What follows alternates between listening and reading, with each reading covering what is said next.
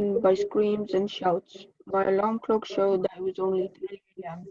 What could have happened at this unearthly hour? Could it be a break-in? I realized that it was raining. Suddenly it dawned on me that our house could be flooded. How silly of me not to think of the flood. Luckily the water came up to only the carport, but it shows how much the flood has affected us mentally. This is not the first time that our house, in fact, the whole housing estate of Taman Bahagia has been flooded. We have been facing this nightmare every time there is torrential downpour since we moved in 2 years ago. The latest incident occurred about 2 months ago. After a 3-hour downpour, the whole of Taman Bahagia was inundated to about 4.5 meters of water. We struggled to remove belongings to the top floor.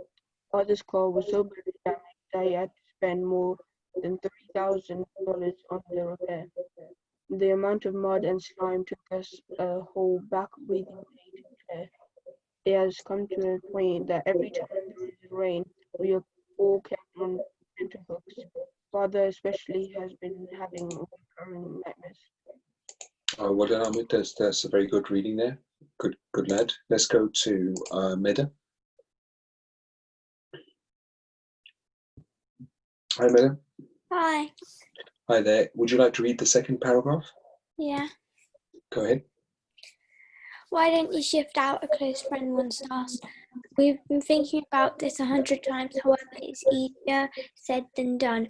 Father has bought his house for nearly $10,000, partly from his life savings and partly from a bank loan. He spent another $10,000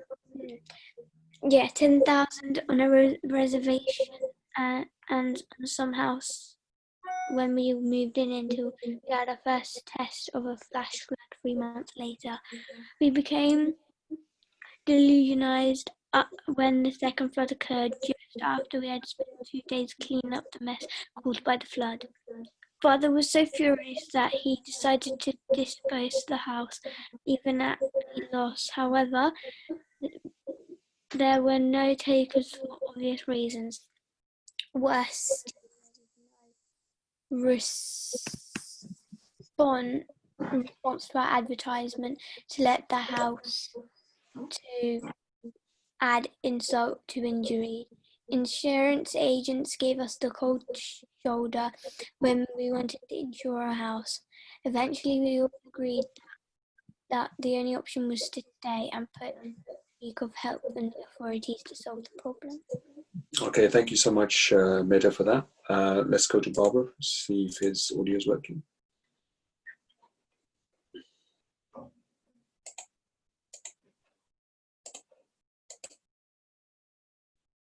Okay, sorry, Barbara, I can't come to you because your audio is not working at the moment, so just check that out.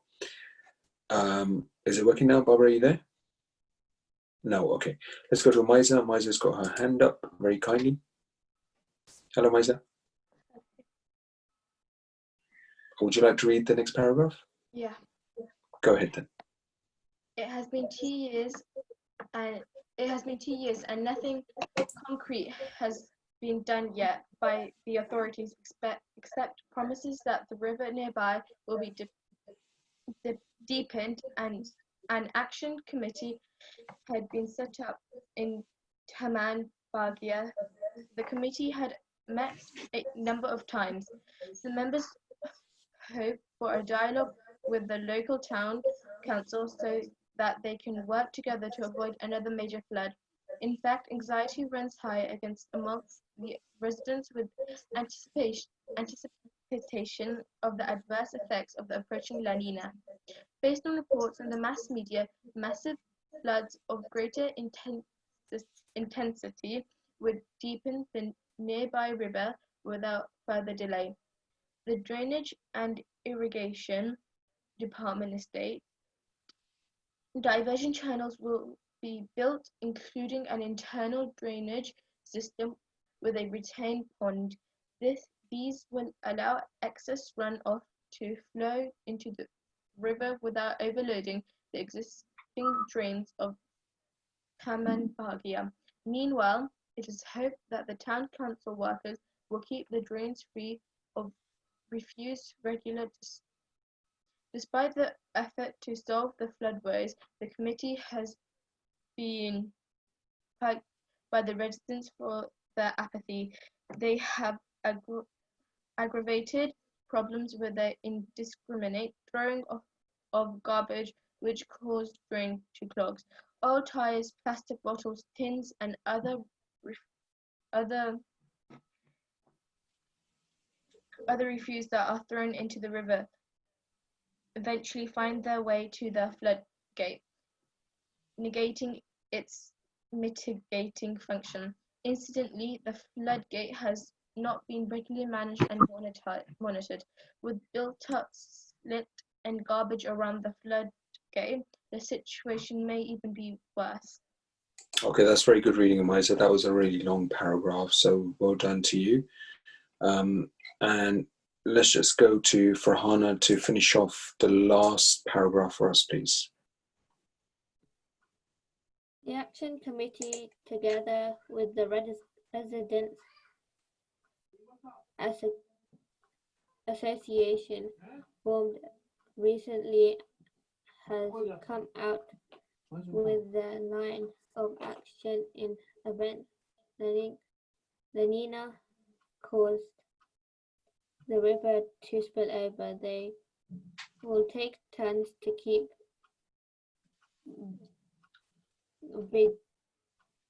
Vigil. Vets on the standby to rescue flood victims. Individuals have stocked up bricks in their house to protect their refrigerators and other electrical appliances from possible damage by floodwaters. The residents have been advised to stock up sufficient essential foods in the house, as the long-term plan of the committee is to have permanent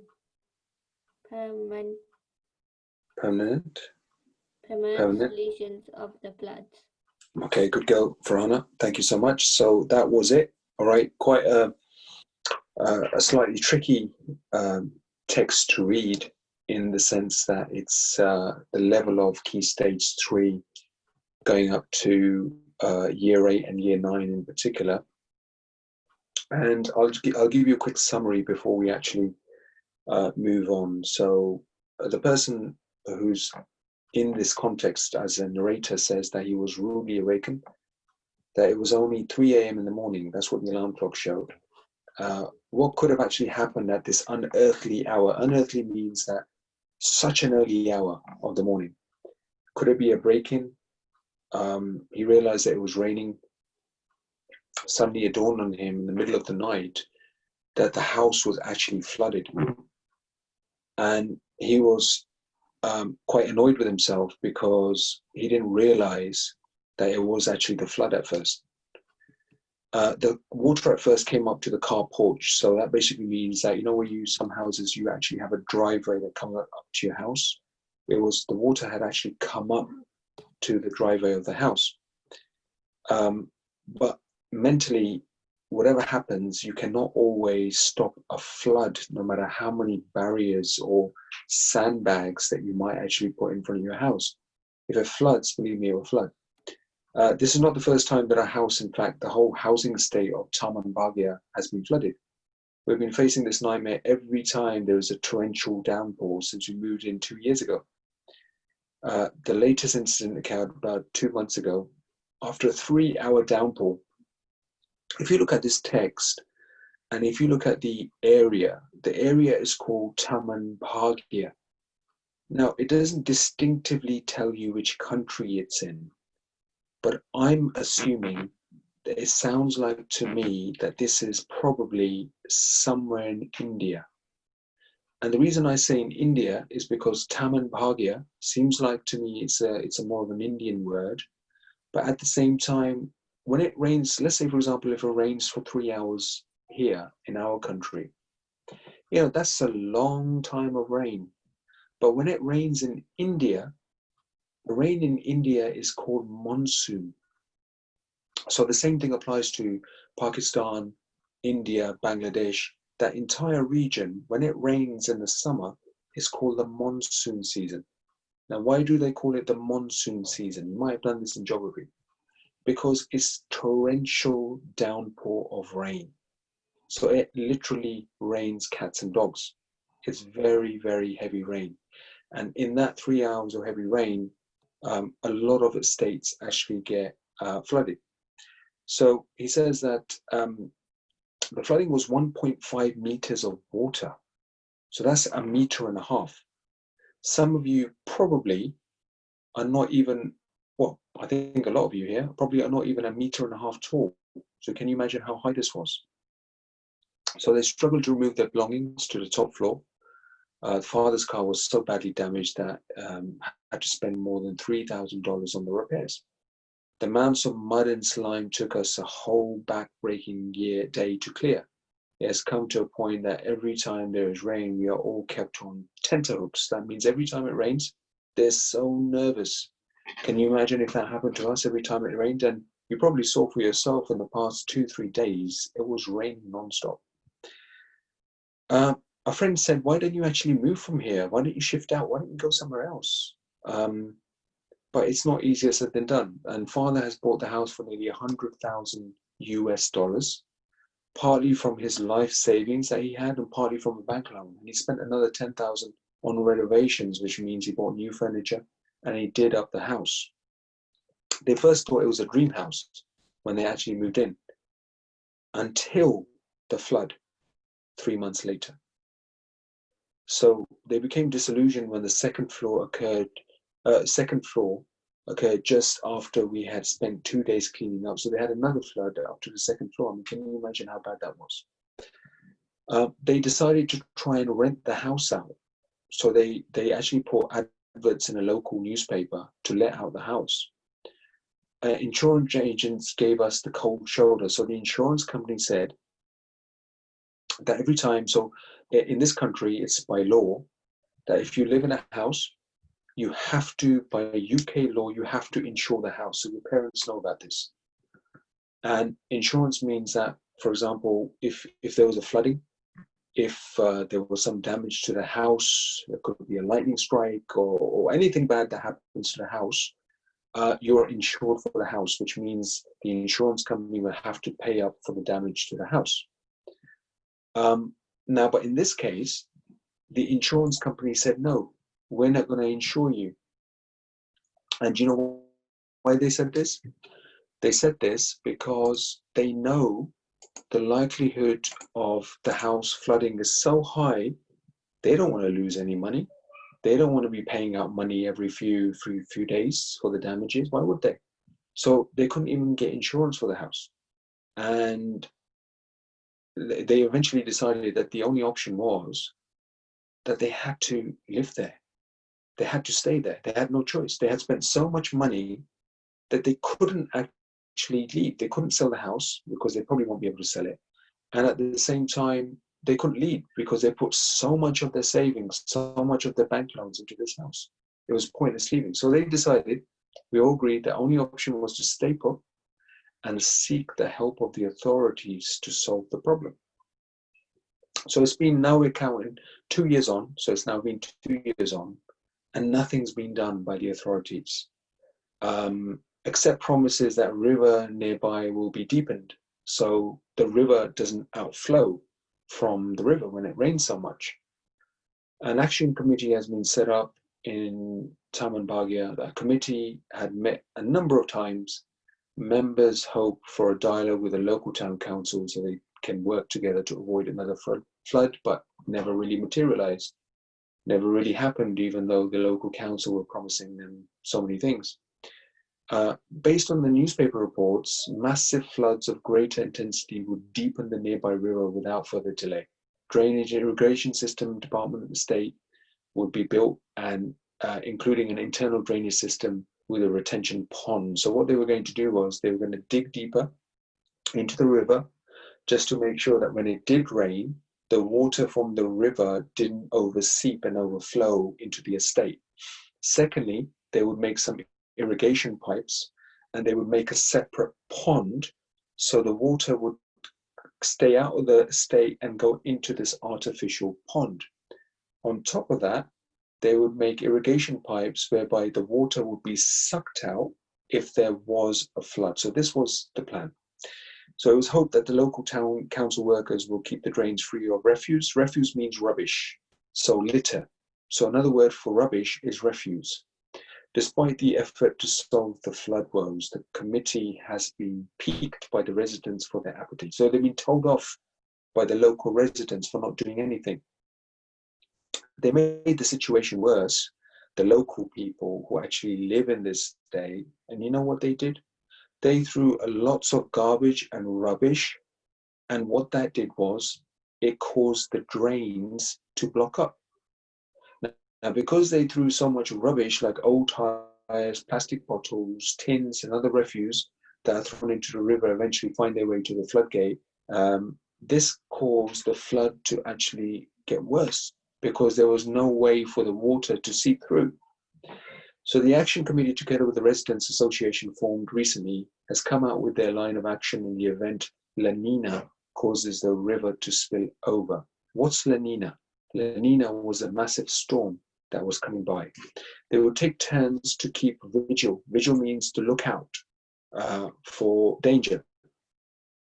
They had boats on standby to rescue flood victims. So even if when they were just about to get flooded and they knew that things were going to get worse, they had to go to the boats and escape. Individuals have stocked up bricks in their houses to protect their refrigerators and other electrical appliances from possible damage by the floodwater. Because if the floodwater gets into your electrical supply, there will be a short circuit and there will not be any electrics, probably not in your house and even in the other houses either, because there will be an electric shock.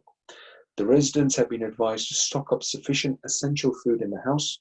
The long-term plan of the committee is to have a permanent solution to the floods.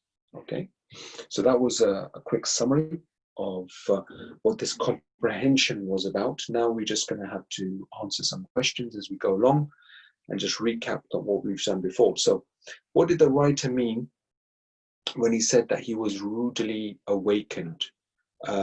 Choose the correct option. Let's go to Said for this one.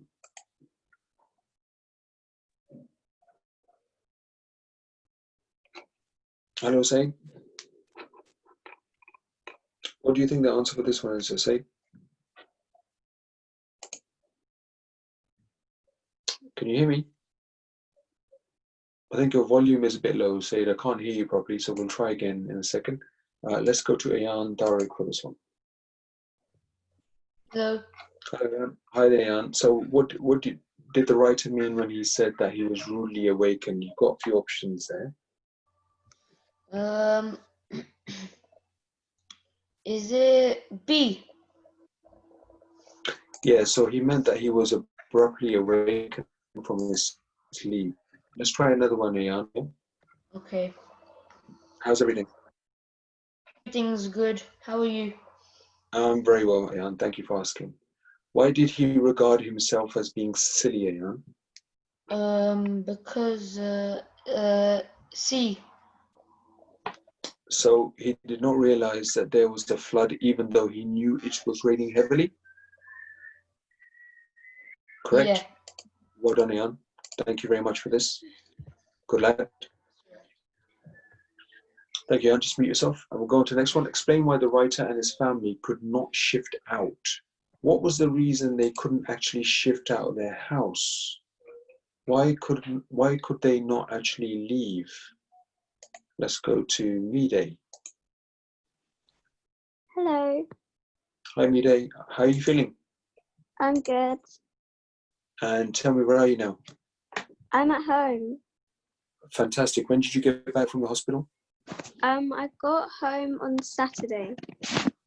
Oh, lovely. How does it feel being back home? Way much better. Good, good. Are you feeling a little bit more comfortable now? Yeah. Okay, just look after yourself, okay? Okay. Good girl. Okay, so Midday was actually joining us from the hospital last time we had a lesson because she wasn't very well, but she's back home now, which is great to see Midday. So explain why the writer and his family couldn't shift out, Mide. What do you think? Why do you think that's? I think C. So the father had spent a fortune, about $100,000 on the house. There was also no response at all when the house was put up for sale or rent. The only option was to stay put. Fantastic, Mide, thank you. And let me just ask you one more question, Mide. Okay. What did the writer mean when he said, anxiety runs high again? Anxiety runs high again. B. B is absolutely correct. It means that the writer and his family became worried again. So every time it rained, they got anxious. They got nervous. They were really worried, oh my God, how bad is this weather going to get? How bad is the flooding going to get? Always on tenterhooks. That's what the text says. Always on tenterhooks. Always on the edge. Always living on the edge. Thank you, Mide, for that. Well done. Thank you. And let's go on to the next one. So why do they have such high anxiety? I think I might have accidentally answered this question because I went a little bit too deep in this one. But let's go to Urwa for this one, please. Hello. Hi, Urwa. How are you? I'm good. Oh, good, Urwa. So why do they have such high anxiety levels? Because they spent a lot of money on the house and now they can't live there. Okay, good. And from the options A, B, C, or D, which one would you likely go for? A. A, because the anticipated La Nina, which may cause massive floods, worse than before. So La Nina was? Where they live. Yeah, so it was like a storm that was heading their way. You know, whenever there's a storm, so let's say, for example, I can't remember now the last storm that we had, but whenever there's a big storm coming into a country, they always give it a name. Did you know this? Yeah. I think there was a storm called Haiyan. I'm not sure if any of you remember this. This was I think 2 or 3 or 4 years ago, maybe. I can't remember the exact date. It was quite a big storm heading our way. And it was always in the news. So they always give a storm a name. And how it works is that they do it alphabetically and they give it a male or a female name. And that's how it pretty much works. But A is correct in this case. Well done. Give one reason why the action committee has been piqued by the residents, and then choose the correct answer. What do we think this could mean in this case, do we think? Let's go to Alexandra for this one.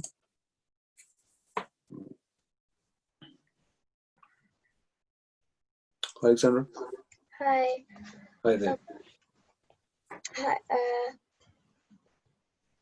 So give one reason why the action committee has been piqued by the residents. I think it would probably be A. Yeah, so the action committee were annoyed by the residents because while the committee members are trying to solve the flood woes, the residents have been throwing rubbish into the drains, causing them to clog.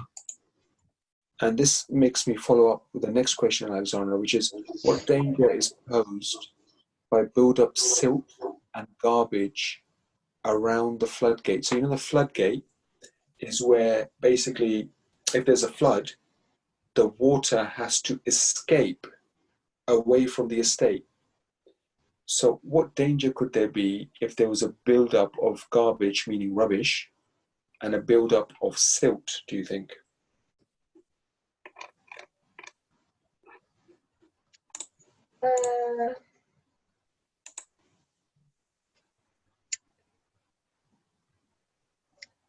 So if the floodgate was blocked and the water couldn't get through or get out, what would happen? C, the flood situation would worsen. Exactly, because the flood would rise even more and it would get worse. Well done, Alexandra, thank you so much. I'll come back to you later. Last question. Give 2 examples of the line of action taken by the Action Committee in overcoming the effects of La Nina. So give 2 ways the line of action taken by the Action Committee. So the Action Committee was a group of residents and the council who actually brought up some solutions on how to improve this particular situation. So let's see, Barbara, I'm going to come around to you for the 3rd time. I hope your speaker is working, mic is working. You got your hand up? No. Barbara, Hello? Hello, Barbara, can you hear me there? Yeah, how are you? 3rd time lucky. Very well. How are you? Yeah, I'm fine, thank you. Fantastic. Okay, so 2 examples. The residents take turns to keep vigil. They're on standby to rescue flood victims. Correct. So residents take turns to keep an eye out of any danger, to keep vigil. And they've got their boats on standby just in case the floods get so worse that they have to actually escape with their families. So absolutely correct. Well done. Good lad. Are you okay, Barbara? Yeah, it's just that Google stopped responding and I had to switch over to my other account because the mic wasn't working. Okay, what do you need Google?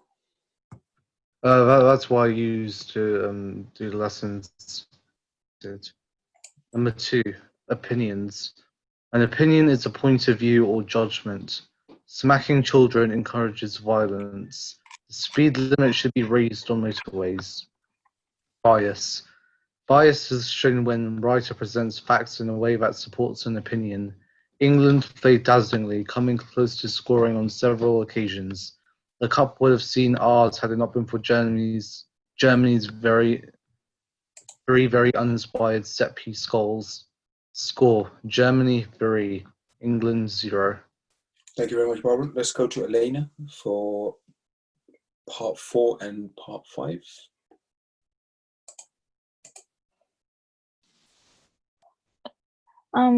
Part 4, both fiction. Oh, hi.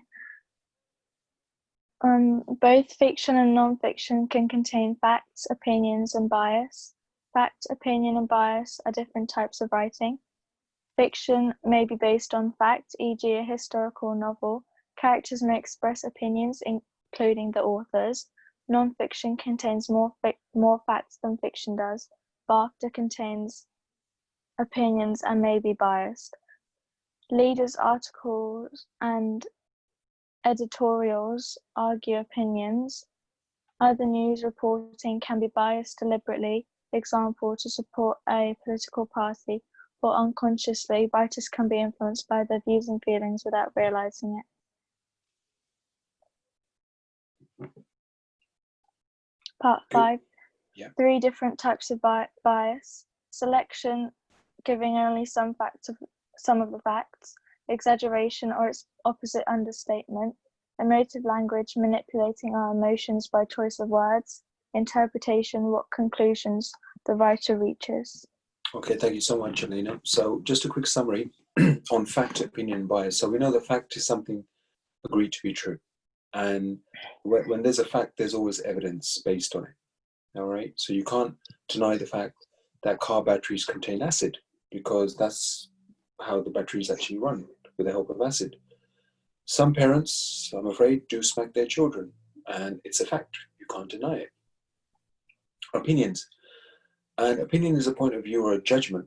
So your opinion might differ from my opinion. So, for example, opinion could be that smacking children encourages violence. So let's say, for example, if you constantly smack your child, constantly, I mean like, going overboard, that child might grow up to probably smack his children. But it's an opinion. You can disagree or you can agree. The speed limit should be raised on motorways. So do you think at the moment speed limit is 70 miles an hour? Do you think we can increase it to 80 maybe?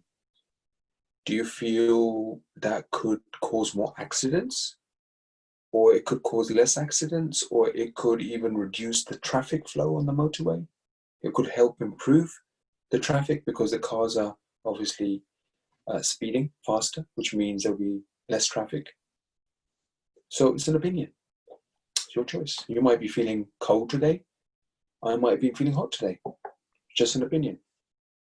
Number 3 is bias. Bias is shown when writers present facts in a way that supports an opinion. England played dazzlingly, coming close to the scoring on several occasions. Now check this out. Point number 3.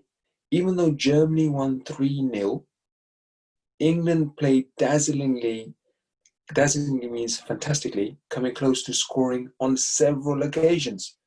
The cup would have seen ours had it not been for Germany's 3 very uninspired set-piece goals. So even though Germany won this game hands down 3-0, point 3 says that they were very uninspiring goals. Do you think there's a bias there? Who's the bias for? What do you think the bias is set for, Germany or England? Elena, what do you think? England. So the bias is for England. Yeah, of course. Even though England lost, the bias is towards England. That's unfair, right?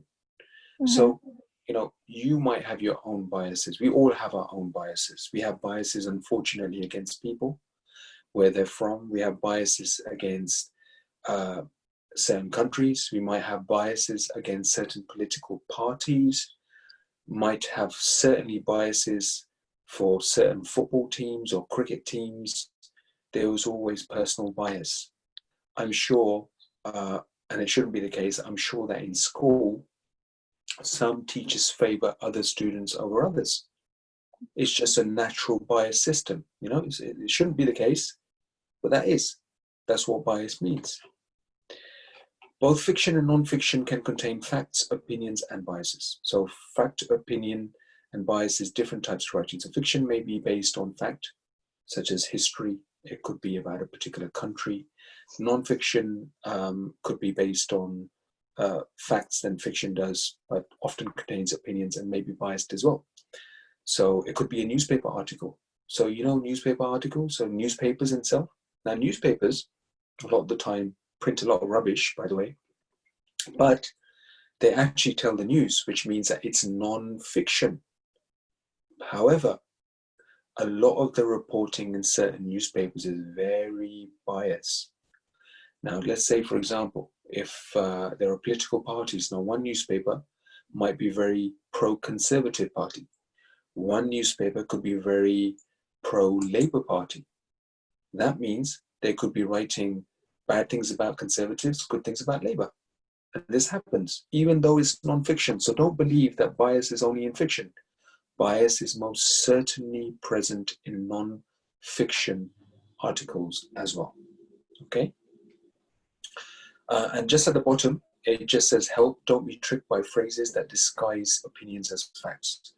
It's a well-known fact that, and so on, or these are keywords here that you can be used. So if somebody says to you, Elena, it's a well-known fact that, and starts the sentence with that phrase, don't be fooled. You've got to use your conscience to decide, is it really the case or not? If somebody says to you, all the evidence shows that, and a lot of lawyers do this in court, by the way, they will say, all the evidence shows that. That's how they will start the words. You know why? Because they want the jury and the judge to be on their side, even though the evidence might be very light. Somebody might start with the phrase, only a fool could doubt that. But don't be tricked by these phrases. Remember, facts can be proven, opinions can be argued, and bias disguises opinions as facts. Okay? So 3 different types of bias are when you use emotive language, sympathetic language, sympathy, all right, because you want people to feel sorry for your arguments. Sometimes people like to exaggerate the situation more than it actually is, because they want you to form your opinions on their side. So do you see how calculating language can be? Do you see how language works? Do you see how language is used to try and form and change people's opinions? And this is all that you need to know. And that's why language, English language, is so important. because you need to know how to write when you're writing certain articles. It could be a newspaper article, it could be a diary, it could be a magazine article, it could be a letter, it could be a letter of complaint to a company. You've got to use these techniques when it comes to forming fact, opinion, and bias, trying to get people to come to your point of view. Anyway, I've been talking quite a lot. Let's just quickly go through some questions very quickly. I want you to go through more the text here and explain this more than the questions themselves, because I felt like it was important to actually go slightly deeper into understanding of this text. So, which one of the following statements expresses an opinion?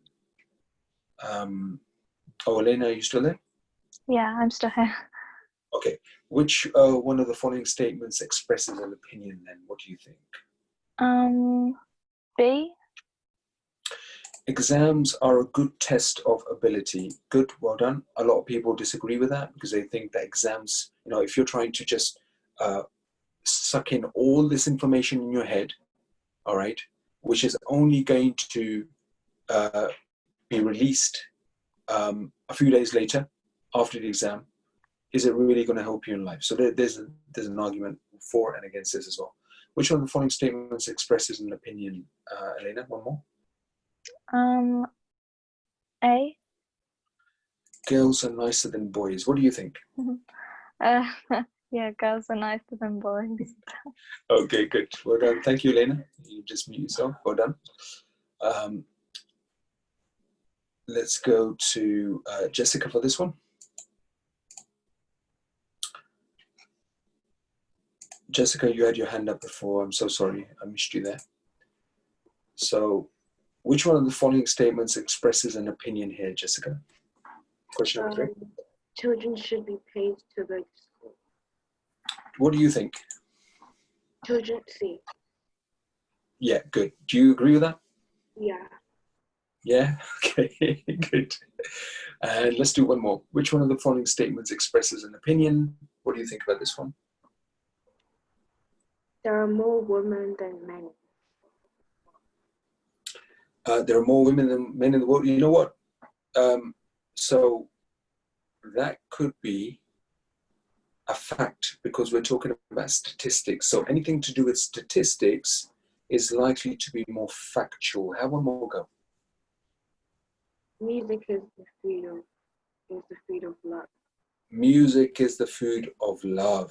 Okay, so that definitely is an opinion because some people like music, some people don't like music. Okay, but what you said before, there are actually, for me to, I'm going away from the topic, but there are factually more women in the world than men. And I think it's very, very close, but there's around about 51%, just under 51% women, females. And there's just over 49% males in the world. So thank you very much, Jessica, for that. Well done. And I've just accidentally clocked myself out, but never mind. We're just about to run out of time anyway, so it doesn't matter. So we've only got a couple of minutes left anyway. So statements, opinions, and facts, you know, both sides of the coin, you have to kind of weigh them up and decide which one is which. So remember, opinion, fact, bias. 3 things that you can use in your writing, but most importantly, guess what? When you read an article, don't fall for it. It's very important that you use your own knowledge and what you feel is right and wrong, okay? Because if you, and believe me, when I was a child, I used to watch the news. I was a very boring kid. And sometimes the news would kind of form my opinions about certain things. And I realized later on, when I was older, that my opinions were formed because I was watching this particular news channel or reading this particular magazine. And you always have to make sure that you kind of weigh the evidence up, both sides of the equation, all right? Always critique, look at things critically. Critically means, that's very healthy, by the way, when you look at things critically, because look at both sides of the arguments as well at the same time, all right? So good, well done. Listen, just a quick announcement. So you remember that this week, your next lesson is not on Thursday. It's going to be this Wednesday, same time. And it's only for this week. Because of the Eid celebrations that we have at the end of this week, we're only doing an earlier lesson this week on Wednesday, as opposed to our normal lesson on Thursday. Same time, all right? Well done, Alessandra, you remember? Good girl. I'm going to send you some homework tonight, but it's not going to be much, all right? One exercise, and you just have to do it until Wednesday, 1 p.m. is the deadline, okay? Good, well done. I hope you enjoyed this. Sorry to talk too much. Meda, I can see you're sitting on the beach, so you're nice and relaxed anyway, so you're okay. The rest of you, look after yourself, and I'll see you on Wednesday, okay? Take care. Thank you.